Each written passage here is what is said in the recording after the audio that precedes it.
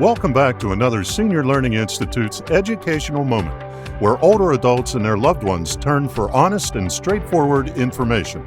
In just a few minutes, you'll enjoy bite-sized, easily digestible nuggets of knowledge, empowering you to make the right decision the first time.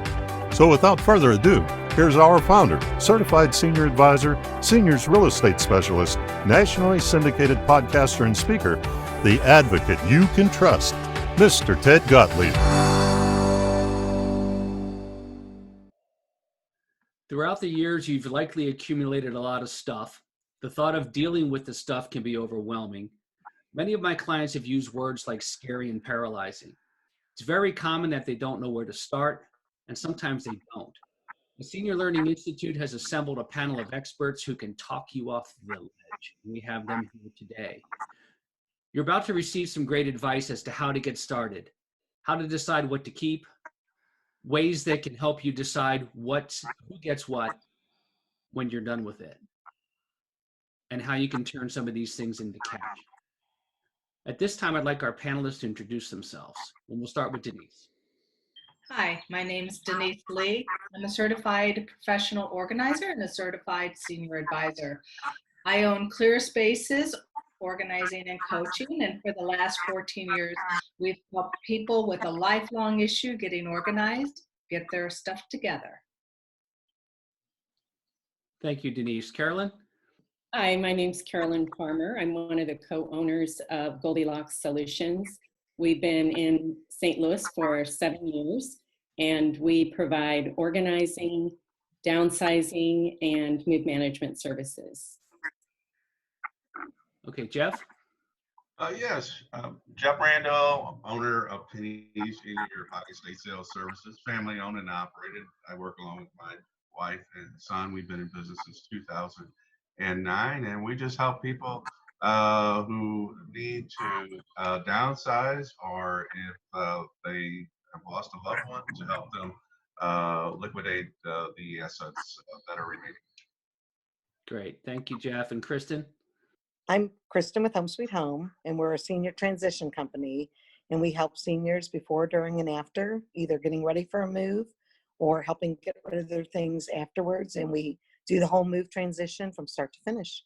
Great. Thank you very much. Appreciate you all introducing yourselves and being here today. Let's start our discussion by talking about why we should declutter and organize, and how we can simplify our lives by getting rid of those things that we no longer need, use, or enjoy. And we'll start with Denise. Denise, you've been helping folks organize for some time. What are some of the reasons that folks accumulate so much?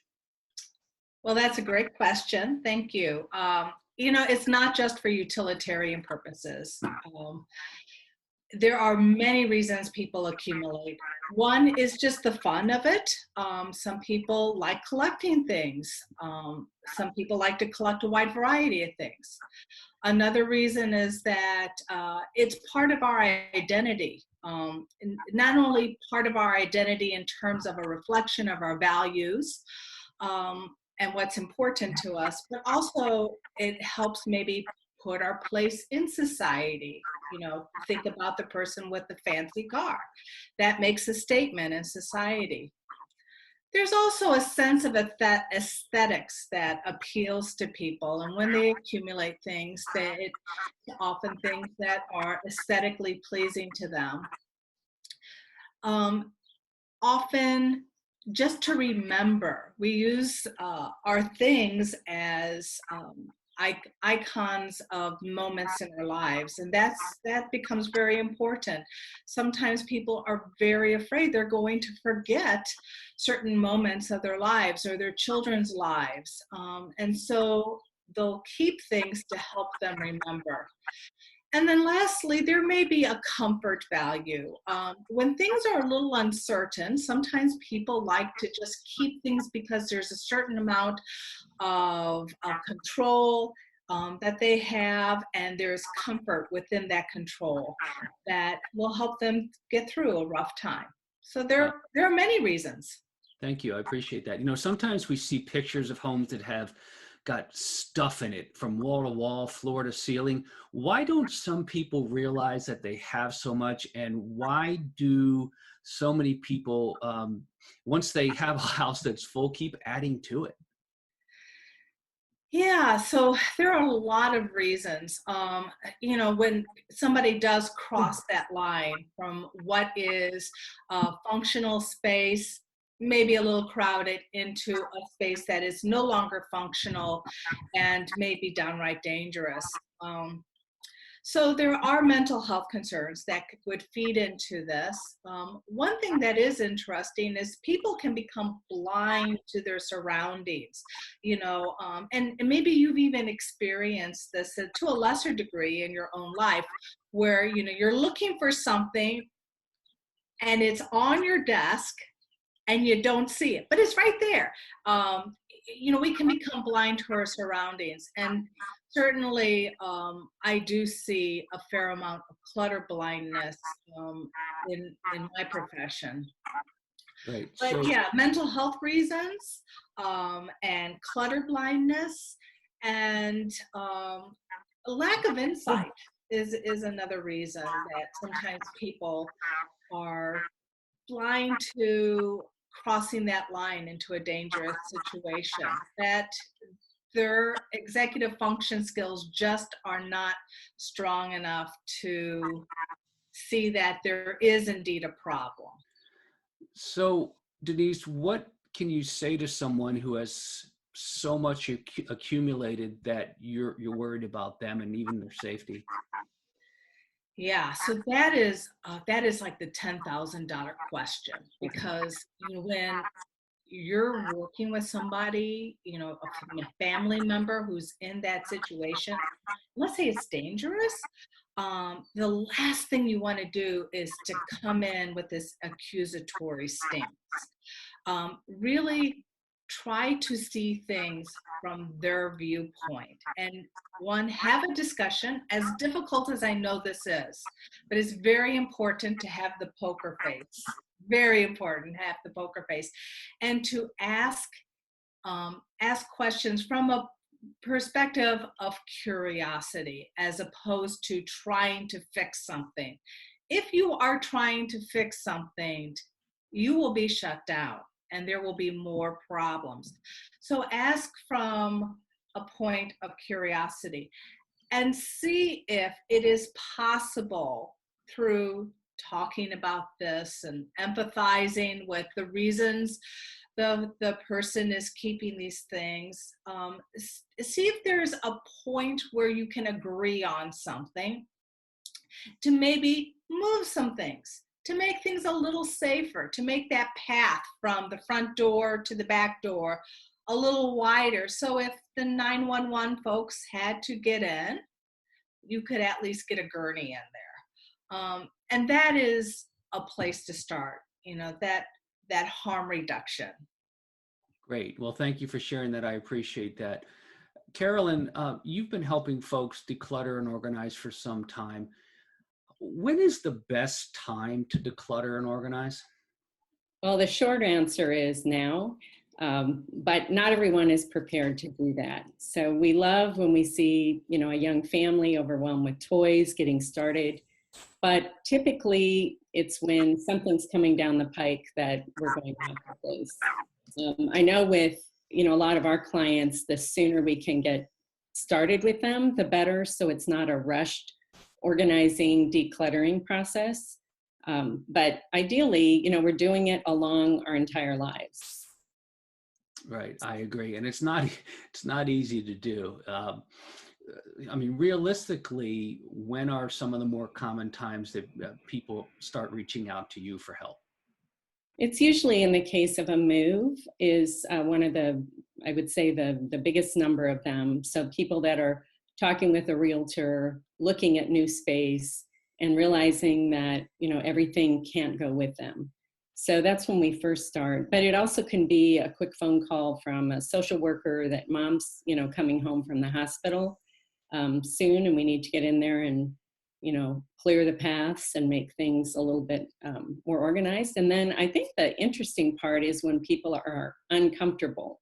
So we have gone in to do an organizing job where, you know, I'm looking around and they've described they have a mess, and I find it in my own sphere of state of organizing, I find it very tolerable. But it's everything's relative. So we could get a phone call from a child and go in and that we have an unsafe amount of accumulation. We could also get a call from an individual, and we just try to take it to the max if they're uncomfortable. Right, and it kind of going back to what Denise had said earlier, it's almost like when you can't start finding the essential documents and Oh, I know. I know. now you know it's the time. Carolyn, what are some of the benefits? We've kind of touched on it, but what are some of the benefits of decluttering? Well, I think that it is, and you'll probably hear this from all of us. It's really that peace of mind. I tell people that they may think they're not bothered by their stuff, but there is a voice running in their head at all times. So they're thinking about their closet while they're watching TV. So peace of mind is part of that. I think that, in addition to that, it eliminates maybe some of the stress in the home. And ultimately, it makes it more manageable at a time when you may want to move. You become an empty nester. And so, I really think that starting that process of clearing out, people are very reluctant sometimes. They want you in, but it's hard. And as things speed along, you could be there on a Friday and show up on a Tuesday, and they've just plowed through a lot of stuff because it feels really good. Yeah, it's certainly liberating. I have also found too that people are able to technically find more space. They're able to share some things and Right. donate.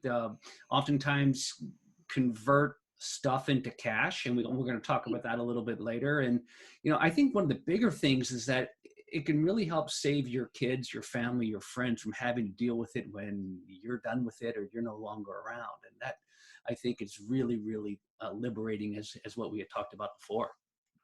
It is. And, I have a background in the estates area and long history with that. And so working closely with children that have either inherited or they have to clean up a house, and the real angst that they have, it's overwhelming, but it's also really emotional to make decisions as to what was important to mom and dad and what isn't. So the more that can be whittled down, the better, especially when it's a kind of a crisis or it's a very grieving time.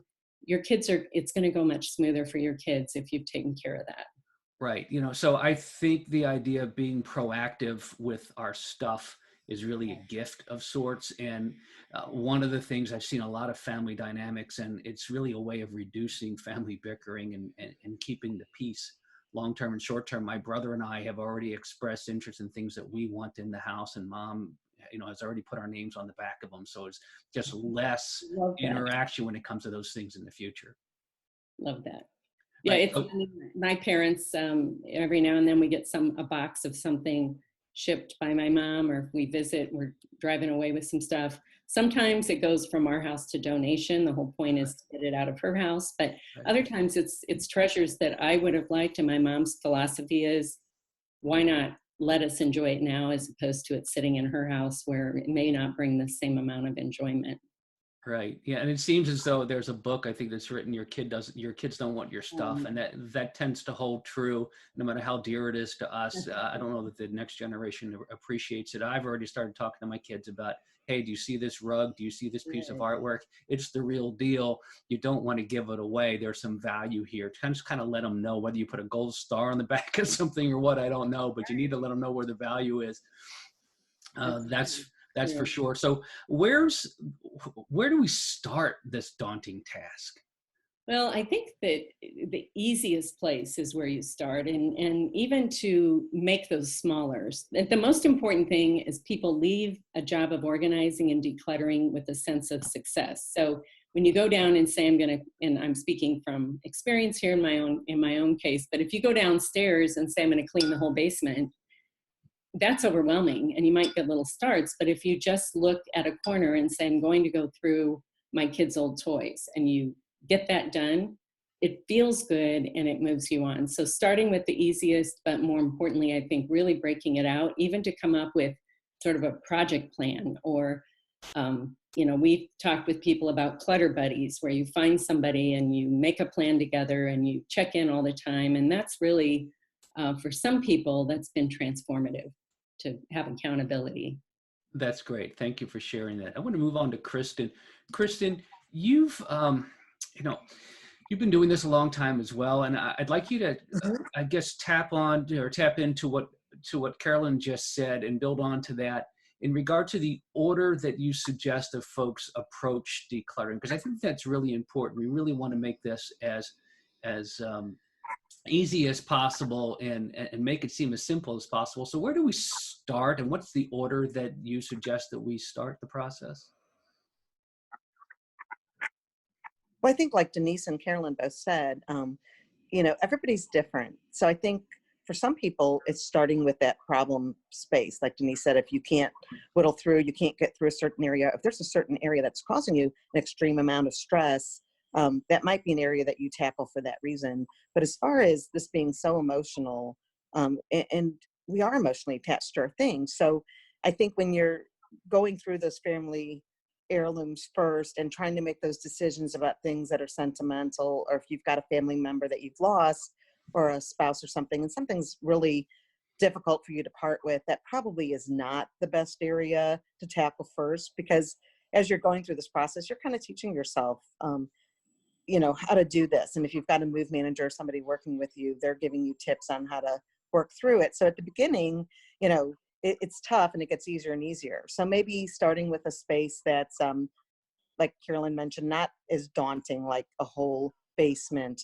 Maybe doing a room that you haven't used in a long time and you're thinking there's so much in here that really I'm not using and I don't need. That might be an easier place to start because you're not as emotionally attached, or maybe there's more things in that room that are going to make quicker answers, and you're not going to labor over those decisions. So as you get more experienced and comfortable with this process, then you can go to some of the harder to make decision on areas and whatnot.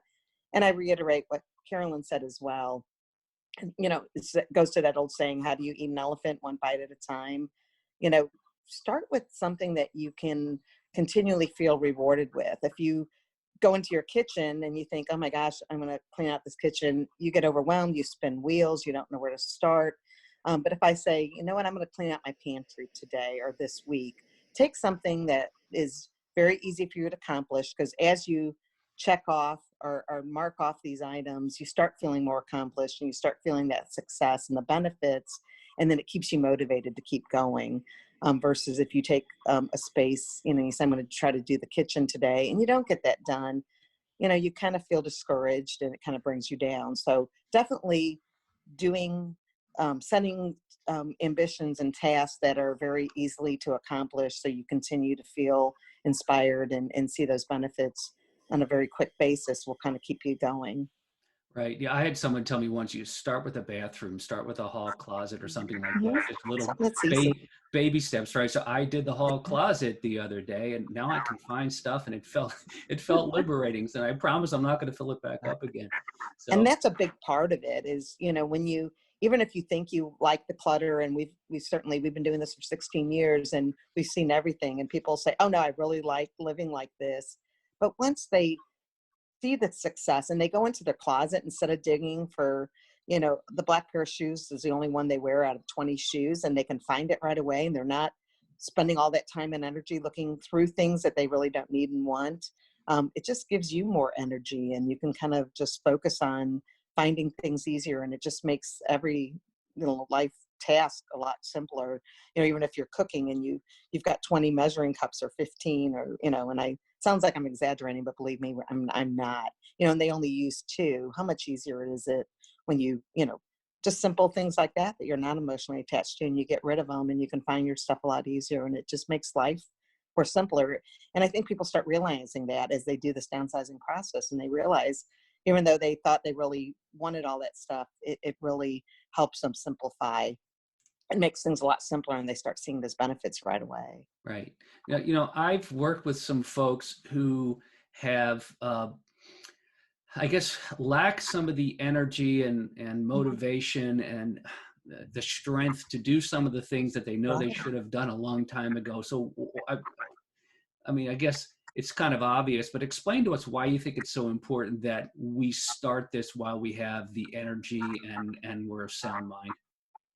Well, I think like we all kind of talked about, it's not something, if you haven't started it yet, especially if you're a procrastinator, start right away. You don't have to wait until it's a crisis or, they're doing a move. Like some of the reasons why Carolyn said that we all get these calls.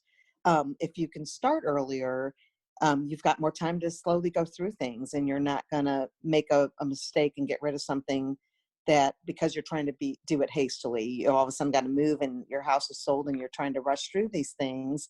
No one has that much energy, and that's why companies like ours exist to help or to get family or friends to help out. But the earlier you start, the less overwhelming, and you've got more time to make those decisions. And we all have things in our home that we don't really need now, but if we wait until it's a crisis or we're doing a house sale, you just kind of get rushed, and then you are spending all day versus maybe just doing a little bit each day or each week. Or Carolyn mentioned making yourself accountable.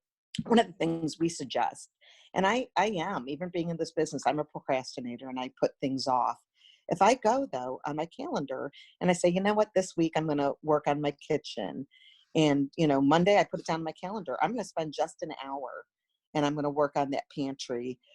It's a lot easier, because if I just say, okay, this week I'm going to do 3 days, and then something else comes up and one of my kids calls and said, hey, let's go to lunch. It's so easy for me to just say, oh, okay, I can do that tomorrow. But if I put it on my calendar, it kind of makes me accountable, and I'll say, no, I've got this on my calendar. I need to, spend an hour, and then maybe we can go grab dinner.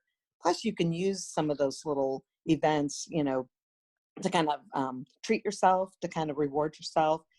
Hey, I got all the work done on Monday that I had planned. I put on my calendar, and so now I have time to go out to lunch with my friend on Tuesday, and kind of reward yourself again to keep you motivated. But the more you have time to spread those things out, you're not making rash decisions and making decisions maybe you'll regret because you felt hurried. So, as Carolyn said, start now before you have to be rushed because it's a crisis decision and someone else is making those decisions for you. And you can kind of take your time and really be thoughtful about your decisions without laboring over it. Right. And I'm working with somebody right now. Dad passed away and granddad passed away. And then all of a sudden mom passed away very unexpectedly. She had a house full of stuff. Now there was no way of knowing that she was going to die as young as she did. But I'm seeing the kids coming in with multiple trips from out of state, dealing with stuff and moving things back and forth. And now they've taken what they want. Now we have a hauler coming in and getting rid of the rest of it. So it trickles downhill. And I think just part of being a considerate parent, and what I want to try to do is kind of whittle through and make sure that we keep what's important, we designate who it goes to, and the rest of the stuff we get rid of, and not take us with us whatever we go left, wherever we decide to go from here. And that's my next question to you, Kristen, is, why not just, let's say I'm downsizing and I'm moving to senior living, or I'm moving to a smaller home. Why not just box it all up and move it and then deal with it later? Well, I think, again, that goes down to procrastinating. You're putting it off till later. And if you can deal with it right in the upfront, you're not having to do this again. Sometimes we do move clients into like a villa or a cottage, and that is considered like senior living or downsizing. But if they still have that garage or that basement, there's a tendency to do just that, Ted, because they do have the space, and sometimes they don't. But if they do, people say, I'm just going to box it up and put it in my garage or my basement, and I can go through that later. And then what's happening is they're just doing this all over again. And so you really didn't benefit by that first downsize, and it's still weighing on you. And you still have that stress of knowing you still have all these things. If you're going to a space where you don't have that extra space, well, now you're cluttering up your house. You've got boxes that you trip over. It makes it very unsafe. So here you've had the foresight to do a move, to downsize, to simplify your life, but you're not really taking full benefit because you're bringing all that over and you're still creating the same situation that you were maybe in a bigger space, but now you've gotten smaller, and that it becomes very dangerous. Plus, you're also, think about it, the cost of moving all that stuff over, because eventually you're just going to get rid of it anyway. So when I have families say that, I'm sure Denise and Carolyn make the same recommendation. That's when we kind of say, you know, let us come in and kind of help you do that on the forefront, instead of you still feeling, you know, that stress of having to do it when you get over there. If we can kind of help them really go through those things and think through that process of what they really aren't going to use or take. One of the things I do when clients are feeling overwhelmed, and that's why they end up taking those things, because they're overwhelmed, they can't make the decisions, is I'll say to them, let's think about just taking what you absolutely need every day and what you use every day, the really important things, and prioritize.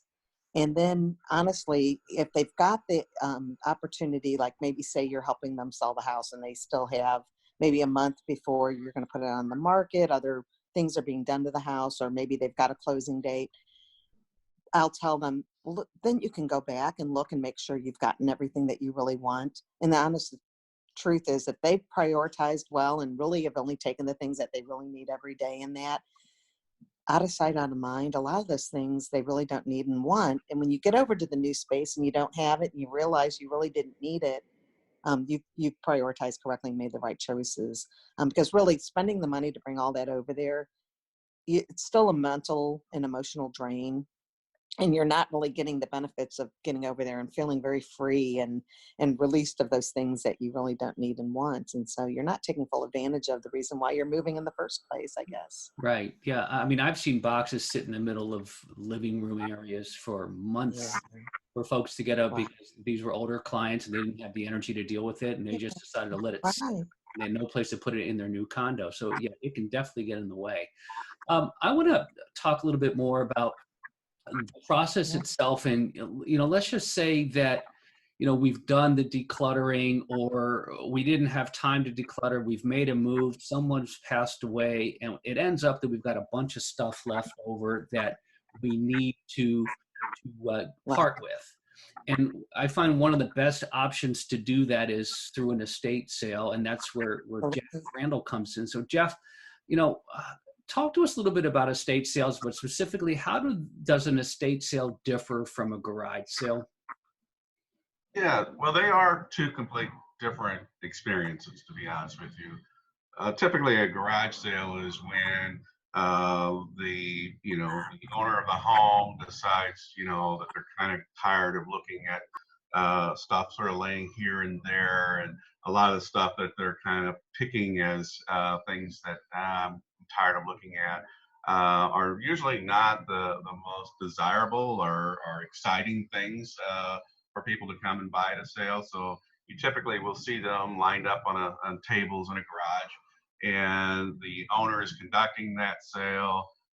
Pricing, they typically have no idea how to price it. They just want it out of there. And who knows, they might put $2 on something that really should be $200. But they just kind of want to go through that process. It's almost also can be a little bit of a fun social thing. I've heard families, the mom and the daughters getting together, let's have a garage sale. And so they combine their things, and it's kind of a social event. And that's fine. There's nothing wrong with that. But switching to an estate sale, or the difference of estate sale, basically the estate sale includes everything, typically everything that's left in the house, from the nuts and bolts on the workbench, to the cleaning products, to linens, to the furniture, home decor, clothing, jewelry. Anything and everything has a potential of selling at an estate sale. And people will ask me all the time, well, what should I keep? What should I get rid of? What will sell? What will not sell? And really, the simple answer is everything has a potential of selling.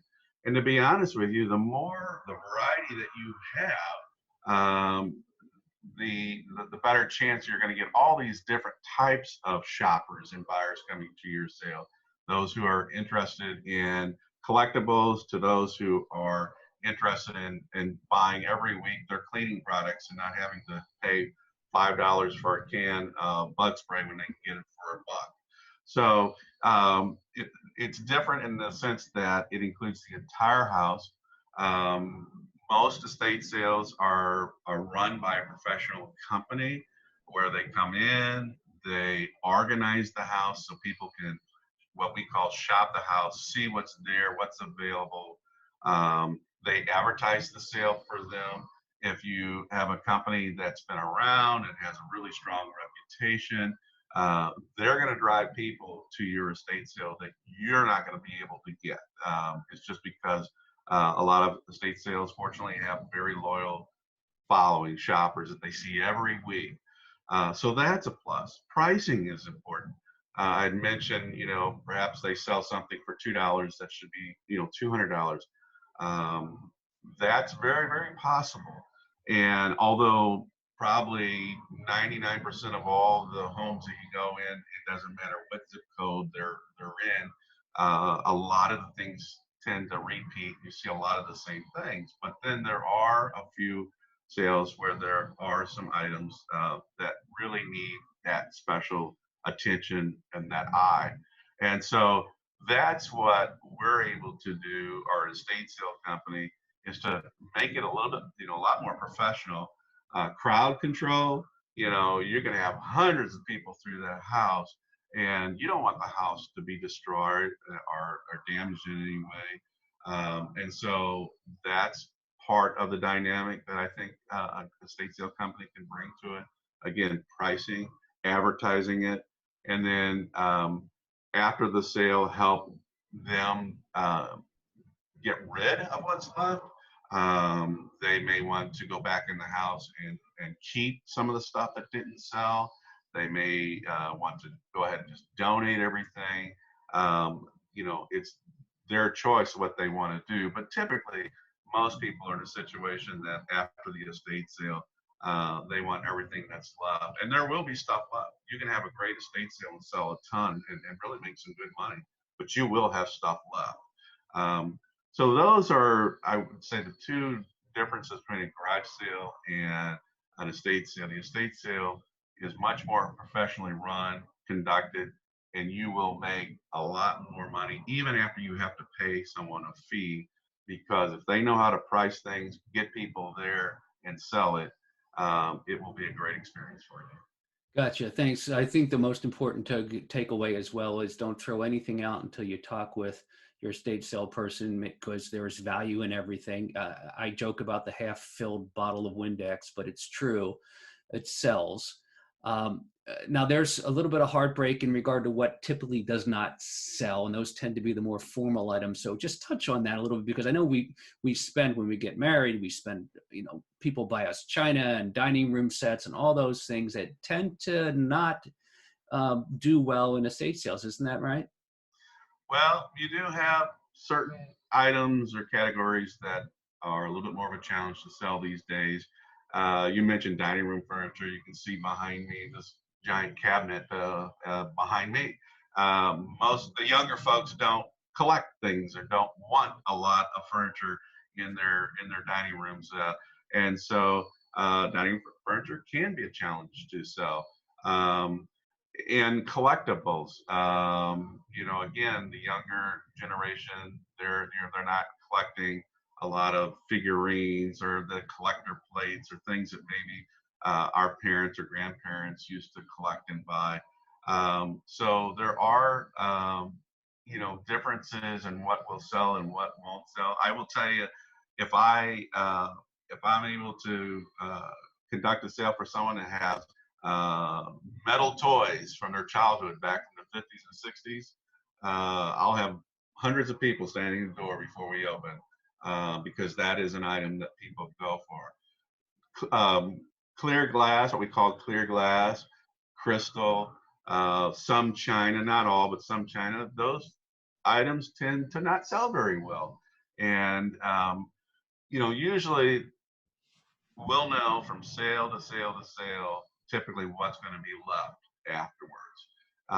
And it tends to be the same, like I said, the clear glass, some of the china, some of the big pieces of furniture. Pianos, you can't even really give those away. And part of the reason is because who wants to carry a piano up a flight of stairs or, even pay to have that done? But anyway, there are some things that are hard to sell. But here's the way to look at that. Whether they sell or not, the opportunity to pass things along to others, whether it's you're selling your parents' items that you inherited, or you're just wanting to declutter, downsize. People don't want to just fill up dumpsters and throw things away. They want to honor their parents. They want to be responsible with the items that they've had, and they hope that people will buy them and give them another life and enjoy them. And that's a big part of the estate sale experience too. Is not just to get rid of everything and clear out the house and make some money, which is very important for many people. But it's also that honoring and respecting what your parents enjoyed perhaps during their lifetime, or grandparents. So that's a very important part of the estate sale process as well. Absolutely. Why don't you, Jeff, talk to us about the setup itself, the nuts and bolts of the estate sale in regard to how you determine the value of things, when you do your setup, how you market, and then I guess pricing strategies during the 2 days that you do your sales, and then also how it is that estate sale companies like yours actually, make money through the process. Sure. Well, really, what I like to tell clients or potential clients is when they ask, well, what do I need to do? Do I need to unpack or clean or do this or do that? And basically, what I tell them, and I would imagine many of the other estate sale companies approach it the same way, and that is once you have whatever it is that you want, typically out of sight or or off site, you're done, because we're going to come in and because you're hiring a professional company to come in and do the rest, organize it, set it up, determine what you have, what you need to do research on. If you're a certified personal property appraiser, which I happen to be, that helps. You will know how to approach the process of evaluation, of valuation. What is it worth? And that's important. And so the estate sale company will set it up. They'll advertise it. They'll market it, and basically it's a turnkey operation. The client can just walk away, and most people, that's the situation anyway. Some of our clients, I never see them. They're out of state, so they need that kind of service. Typically, estate sale lasts 2 days, and it's either Friday, Saturday, Sunday. But now you're seeing some sales will be almost just about any time of the week. But typically, you're going to see them Friday, Saturday, Sunday, those 3-day type of period. 2 days typically. The fee for an estate sale.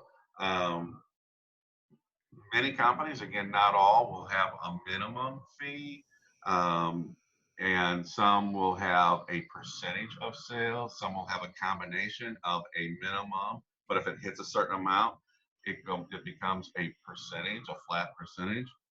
So there is a combination, but I will just say it's important to not just go with a company based on the commission. Look at what they can bring to the sale. Are they experienced? Are they trustworthy? Would you want them to handle your checkbook? Because basically, especially for people who aren't even around town, you're handing them the keys, and you have to trust them as they go in and deal with the stuff, the assets within the house. So that's typically how it works.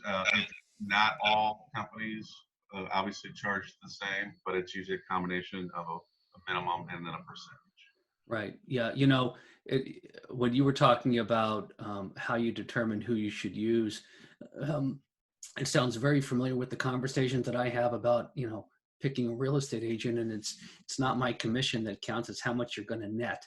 And that's really where you have to take all that into consideration. And with you, the expertise that you have to value things and put the proper price tag on it, it rings true with what I do as well. So that resonates with me. I think that pretty much wraps things up, but I want to open this up to everybody and see if there was just something that, a little bit of nugget of information, a little bit of gold that you want to share with anybody else, share with the audience while we still have you here. And then I'll close things up. So anybody wants to say something, you're all at this point unmuted and you can speak up. If not, I'll just close this puppy.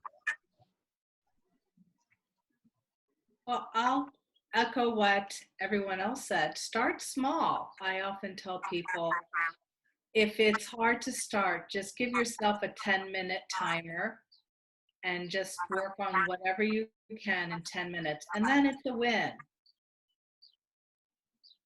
Absolutely. Anybody else?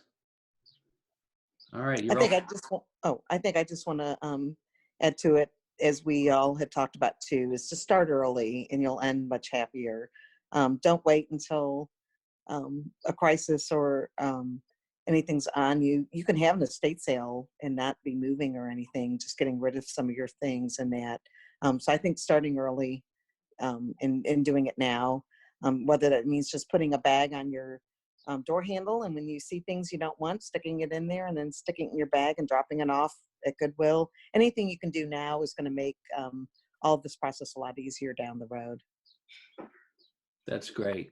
Well, And, I appreciate all of you. Oh, Carolyn, you want to say something? Well, I was just going to, echo what you and Jeff had said, which is it's important to have the experts. And along with that is you've got to ask how long they've been doing it, because there's a lot of people doing estate sales. There's a lot of people in real estate. But, for us, what's most important is to partner with someone that's going to draw the people and, really know how to proceed.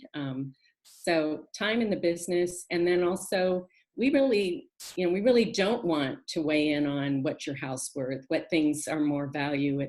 It's really wonderful to have people that know come into the picture. And so I just always encourage people, certainly look around, but I think the big question is, how long have you done this? What's your credentials? How successful are you? Great. And I'll wrap it up by also saying too that, oftentimes when mom and dad or wherever the property is out of state and you've got children elsewhere and you want to get that special item or items to them, that's part of the process as well. And I know that's something that the panelists do, is that, we'll ship product nationwide to get it to where it needs to go. So that's a really, really great service that can be done that our panelists can do. So that's something that also keep in mind as well. And I hope everybody who was listening to this found this useful. Our next seminar in this line of Senior Learning Institute seminars is on selling the house for top dollar. So we hope that you come back and check that out online as well. I want to thank the following sponsors who are sponsoring the Senior Learning Institute series for 2020. I'm going to list them briefly. It's Friendship Village Senior Living Communities, Brad Kolbrecker for 101 Mobility in St. Louis, Sean Estep from the Estep Law Firm, Becky Belu for Lasting Impressions Home Remodeling, Jay Queskin from Quest Care Care Management, Sally and Alan Surface and their team at Assistance Home Care, Barb Madison and her team at Right at Home, Drew Ishmael from Edward Jones, Eileen Lambert and her team at Oasis Senior Advisors of Chesterfield, Mr. Randy Schrupp, who was a Medicare specialist, Rick Hingston and his team at Eureka Contracting and Roofing, and Mr. Dennis Cooper, reverse mortgage specialist at the Federal Savings Bank in the St. Louis area. My name again is Ted Gottlieb. I'm a certified senior advisor and founder of the Senior Learning Institute. Thank you very much for joining us, and we'll see you next time.